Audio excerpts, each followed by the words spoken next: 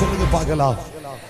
கர்த்தர் யோசேப்போடு கூட இருந்தார். ஆகையினாலே யோசேப்பின் மேல் கர்த்தர் தன்னுடைய கிருபையை விளங்க பண்ணினார். ஆகையினால் யோசேப்பு கிடைத்த மேன்மை என்ன? சிறையிலே வாழ்ந்திருந்தவன் ஆனாலும் கூட என் கர்த்தராகிய தெய்வம் யோசேப்பை விட்டு விலகாதிருந்தால், தன்னுடைய வேதனைகளிலும் தன் பாடுகளிலும் தன் கஷ்டங்களிலும் யோசேப்போடு கர்த்தர் இருந்தபடியினாலே எகிப்தினுடைய சம்பாத்தியத்திற்கும் சபையராகிய நெடிய ஆட்களின் வர்த்தக லாபத்திற்கும் சொந்தக்காரனாக, தன் கைகளில் முத்திரை மோதிரம் உடையவனாய், கழுத்துக்கு சரப்படி கொண்டவனாக, தேவனுடைய பிள்ளை இந்த பூமியிலே உயரிய ரதங்களிலே பிரயாணம் செய்கிறவனாய், எகிப்தினுடைய சம்பாத்தியம் முழுவதையும் ஆளுகை செய்கிற அதிகாரியாய் கர்த்தர் யோசேப்பை மாற்றினார். கையை தட்டி கர்த்தரை மகிமைப்படுத்து. கிருபை சபையின் மேல் கர்த்தர் விளங்க பண்ணுவார்.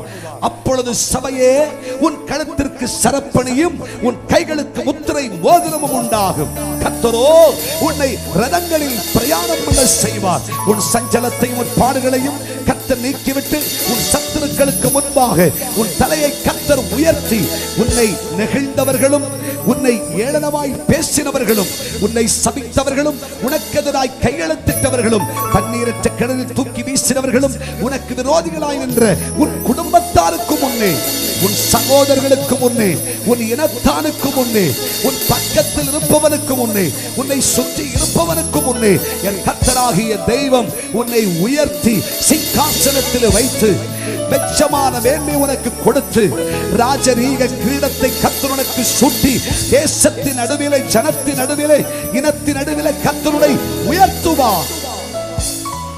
கர்த்தர் என்னோடு இருப்பாராக. ஆமென் சொல்லுங்கள். கர்த்தர் என்னோடு இருப்பாராக. கர்த்தர் என்னோடு இருப்பாராக. அப்பொழுது கர்த்தருடைய கிருபை உன்னிலே வெளிப்படும். ஆமென் சொல்லுங்க. இந்த உலகத்திலே தேவ கிருபை இல்லாமல் வேறேதும் இல்லை. ஆமென் சொல்லுங்க பார்க்கலாம். எல்லாம் தேவ கிருபையே. ஹல்லேலூயா.